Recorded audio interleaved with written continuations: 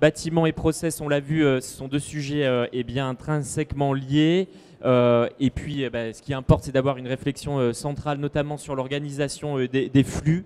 On en a touché deux mots avec Xavier Danjou. Et pour approfondir le sujet, j'ai le plaisir d'appeler Grégoire Cordier pour le CTCPA.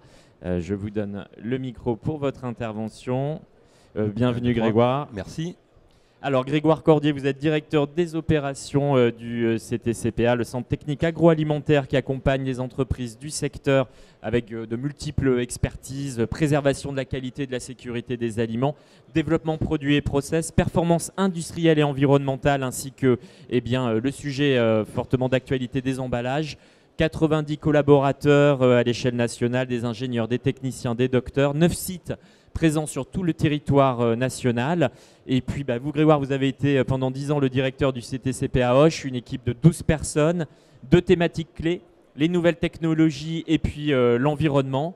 Et donc actuellement, je l'ai dit, vous chapeautez en tant que directeur des opérations les directeurs des différents centres du CTCPA. Alors, aujourd'hui, l'idée, c'est que vous nous présentiez la méthode EcoFlux, un levier pour identifier des optimisations possibles. Très bien, merci pour cette présentation. Donc, avant d'expliquer en fait ce que cette méthode EcoFlux, un petit peu de contexte. Les flèches. Hop, là, voilà.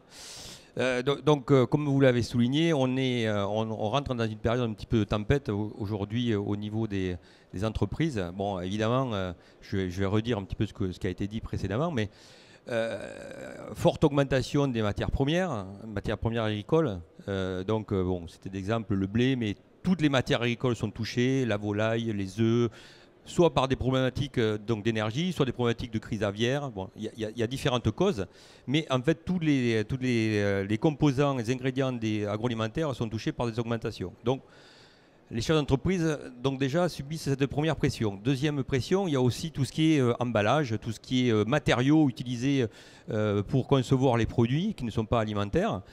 Donc tout ce qui entoure le produit, augmentation du plastique, du verre, on en a parlé, les fours sont arrêtés, donc augmentation et pénurie du verre. Et puis évidemment, un point le plus prégnant, c'est l'énergie. L'énergie, en fait, on voit que ça augmente. Multiples causes, la guerre en Ukraine, je dirais des absences de gaz sur le marché, et puis l'électricité, les problèmes de production, même nationale. Ça, 26 réacteurs sur la cinquantaine qui sont à l'arrêt pour cause de maintenance. Donc on a vraiment une pénurie de production, et donc ça engendre donc des augmentations extrêmement importante. Alors je ne parle pas évidemment des tarifs du spot électrique où on est sur des mégawatts à 1000 euros, mais globalement on s'attend à des hausses qui vont être de 200%, voire 300% donc, du prix de l'électricité. Donc ça veut dire que moi j'ai discuté avec un chef d'entreprise, sur son groupe 17 millions, il va passer à 55 millions de coûts d'électricité. Donc c'est vraiment, je dirais, énorme. Et donc, je dirais, c'est une tempête et les gens ne savent pas trop comment faire face à cela. Bon. Et puis après, il y a le quotidien, on en a parlé également. Je dirais la problématique d'avoir des collaborateurs. Donc, il y a pénurie de collaborateurs. L'agroalimentaire, effectivement, est touché, mais il n'y a pas que l'agroalimentaire, il faut dire ce qui est. Voilà, c'est aussi une difficulté supplémentaire pour être performant et pour faire face donc, à ces nouveaux défis. Et puis, donc là, j'ai parlé des coûts. Maintenant, de l'autre côté, les négociations avec la grande distribution sont toujours aussi difficiles. Donc en fait, d'un côté, les prix de revient augmentent, et de l'autre côté, c'est difficile de passer les augmentations auprès des clients. Donc voilà. Tout ça fait que, je dirais, vous avez parlé d'abeilles, je dirais, mais les chefs d'entreprise ont le bourdon un petit peu en ce moment, parce qu'il y a beaucoup de crises qui se percutent. Voilà. Donc face à cela, évidemment, il faut redoubler de performance, il faut essayer d'optimiser au maximum, je dirais, les outils de production. Et donc, il y a eu un exemple TopTech sur l'organisation. Il y a des outils de ligne qui sont utilisés par les entreprises pour améliorer leur performance, des choses qui sont organisationnelles, des choses qui sont beaucoup plus axées sur les économies sur le gaspillage. Donc nous, en fait, moi, la présentation que je vais faire là, c'est en fait plutôt orienté sur ces notions de réduction des gaspillages pour avoir une efficacité un retour sur investissement le plus rapide possible. Voilà. Donc, je vais vous parler donc d'écoflux, sachant que effectivement tous ces diagnostics, tous ces outils doivent apporter des solutions. Et il faut trouver la bonne solution. On constate souvent que il y a eu par le passé des actions qui ont été faites. Bon, je vais remonter à une histoire, la préhistoire, mais les problèmes de farine animale, où en fait quelqu'un a eu la bonne idée de réduire la température pour économiser du gaz, et on a vu la suite, les farines animales qui étaient contaminées. Voilà. Donc, quand on prend des décisions et des évolutions sur le diagnostic, suite à un diagnostic, il faut quand même prendre les bonnes décisions.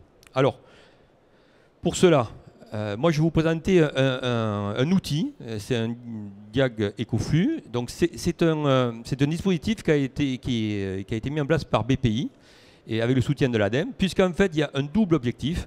C'est un objectif économique et environnemental. D'accord ? Donc, c'est quelque chose qui est en place depuis 2018 et donc qui permet aux entreprises d'avoir une première photo de leur activité pour détecter où sont les économies possibles de leur activité. Alors, 4 thématiques qui sont abordées. Donc, c'est une notion de flux. On va suivre les flux et on va regarder sur ces flux quelles sont les économies potentielles. Donc, 4 thématiques. L'énergie, c'est vraiment d'actualité, mais je dirais, ça c'est le point important. L'eau, les déchets et les matières. Donc, on retrouve, je dirais, tous les flux, donc les principaux flux de l'entreprise. L'objectif, c'est en fait d'amener l'entreprise à une transition un peu plus verte, mais c'est surtout aujourd'hui, c'est de trouver des solutions, des actions avec des retours sur investissement très brefs, voilà, avec le moins d'investissement possible. Donc c'est vraiment l'objectif de ces diagnostics. Alors, comment ça fonctionne ? En fait, c'est classique, hein, un diagnostic. Vous avez une première étape, c'est la liste des pratiques, définition d'un plan d'action avec le chef d'entreprise. Il y a vraiment une collaboration entre l'expert et le chef d'entreprise pour orienter les plans d'action. Ensuite, la mise en place et puis, en dernier lieu, l'évaluation. Concrètement d'un point de vue opérationnel, donc un expert va faire une première intervention par une réunion de cadrage où en fait, on va définir les besoins, je dirais, de l'entreprise. On va essayer de comprendre comment ça se passe. Et on va collecter les premières données pour essayer, par des ratios, de voir si l'entreprise est dans les clous par rapport, à, je dirais, à la filière et par rapport à ses concurrents et non moins partenaires. Donc, cette action recueil d'informations et ensuite, donc, on va, avec ces premières billes, on va ensuite revenir dans l'entreprise où on va faire un suivi des flux et tous les flux seront suivis et on essaiera de voir point par point quelles sont les étapes où des gains ou des gains, des économies peuvent être faites. Voilà. Par rapport à ça, on chiffre l'ensemble de ces données et ensuite on restitue avec un plan d'action qui sera mis en place sur une année. Ce plan d'action donc permettra, je dirais, de suivre très progressivement tout ce qui peut se faire et ça sera toujours quantifié. Hein. L'objectif, c'est de quantifier en euros chaque action qui seront suivies. Exemple donc de plan d'action. Donc c'est des plans d'action qui peuvent être sur toutes les thématiques, sur l'énergie, sur la matière ou l'eau. Enfin, l'eau, c'est pas très... on a peu de leviers parce que souvent, je dirais, déjà le chef d'entreprise a déjà mis certaines mesures pour économiser cette partie-là, pour des problèmes, je dirais, souvent de taxes d'assainissement. Malgré tout, donc, plusieurs thèmes peuvent être abordés ou un thème unique. Là, je vous donne un exemple. Ça, c'est un exemple qui est donné par VPI sur une entreprise donc, que vous connaissez tous.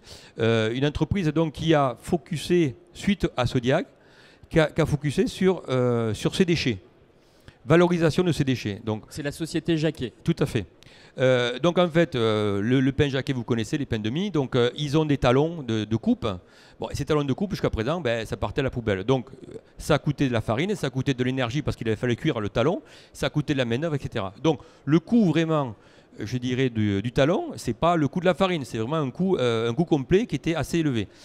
Et donc cette matière première disponible, en fait, suite au diagnostic, a été identifiée comme fortement coûteuse et donc a permis de prendre conscience à l'entreprise qu'il y avait un intérêt à le valoriser de façon, une meilleure façon, hein, parce qu'en fait ça partait en alimentation animale. Donc en fait, ils ont mis en place une ligne de production dédiée à la revalorisation de ces talons. Au final, bon, il y a eu de l'investissement, certes, mais il y a un gain de 250 000 € par an sur cette nouvelle activité. Voilà. Donc c'est quand même si le chiffre d'affaires est très élevé, ça fait 0,08% du chiffre d'affaires. Donc c'est quand même pas négligeable. Voilà, donc ça c'est un exemple qui est donné par BPI, c'est pas du tout un exemple que l'on a suivi, mais voilà, je tenais à le présenter parce que c'est un exemple agroalimentaire. Je rappelle qu'Ecoflux ne concerne pas que l'agroalimentaire, hein, d'accord. Il y a une soixantaine d'experts au niveau national qui interviennent sur tout secteur d'activité. Donc moi je vais vous présenter plutôt quelque chose qu'on a fait nous au CTCPA. Donc c'est également dans le domaine de la biscuiterie. Alors l'intervenant précédent peut-être aura une écoute attentive sur ce dossier. Donc nous on a travaillé sur une entreprise donc, de biscuits et suite au diag Ecoflux, bien, on a détecté quand même des consommations énergétiques fortes sur la partie activité cuisson. Donc on s'est dit, il faut quand même peut-être creuser un petit peu. Et donc on a déclenché une action. Alors ce n'est pas un diag énergie, c'est un diag four, beaucoup plus précis. Et donc en fait, on a travaillé sur leur four de cuisson, qui représentait à peu près 20 à 30 000 € par mois de consommation. Donc il y avait peut-être des choses à faire là-dessus. Donc on a collaboré avec le CETIAT, qui est un autre centre technique, mais qui est spécialisé dans les énergies. Et donc on a mis en place des capteurs dans les fours, on a regardé l'hygrométrie, la température.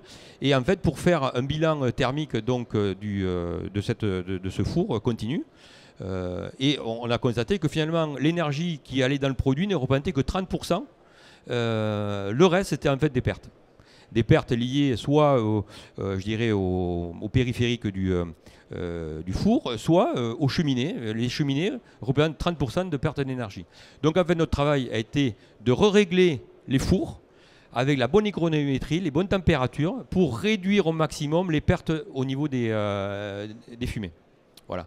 Donc voilà un exemple très concret. Alors, dans nos estimations, on ne pouvait pas être plus précis.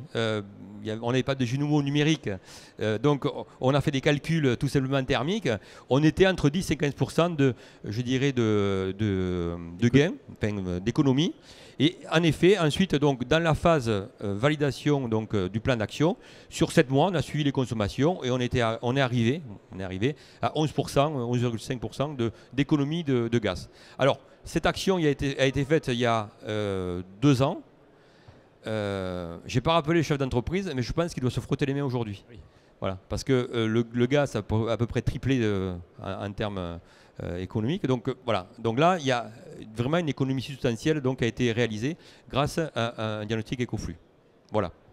Merci Grégoire, on peut l'applaudir pour cette présentation effectivement à la fois concrète et inspirante. Des questions, des demandes de précision sur la méthode Ecoflux. N'hésitez pas à vous manifester. Un micro circule dans la salle. Alors, je vais peut-être préciser, parce que je vois qu'il y a votre question. Donc, pour aller vers un diag Ecoflux, ce n'est pas très compliqué. Vous allez sur le site de BPI et vous avez tous les renseignements pour vous inscrire. Et vous pouvez choisir vous-même votre expert ou il vous propose des experts. Voilà. Donc ça peut pas être, c'est pas forcément le CTCPA. Nous, on intervient plutôt dans l'agroalimentaire et encore pas sur tous les métiers parce qu'on estime que pour faire un bon diag, il faut être un expert du métier. Parce que on apporte un regard extérieur, mais on a des compétences métiers qui évitent d'aller sur des fausses pistes. Voilà. Et donc, en termes de financement, Grégoire ? Alors financement, le reste à charge pour l'entreprise est environ de 2 000 €. C'est une action de... on va dire de 5 à 6 jours. C'est très bref, hein, c'est des diags très courts. Et donc, le reste à charge est de 2 000 €. Voilà. Donc, effectivement, le jeu en vaut la chandelle. Exactement. Je pense que, de toute façon, le retour d'investissement de l'intervention, en général, on arrive vite à trouver 2 000 € d'économie très facilement dans une entreprise, même si l'entreprise est rigoureuse, même si, je dirais, le chef d'entreprise a une bonne maîtrise de ses procédés, de ses flux, etc. malgré tout, un œil extérieur permet parfois de faire quelques économies substantielles. Certainement. Voilà. Encore merci Grégoire pour cette intervention. On peut l'applaudir à nouveau et j'en profite pour vous rappeler que nous sommes en live sur mysafia.com et que les interventions seront disponibles en replay à l'issue de la journée.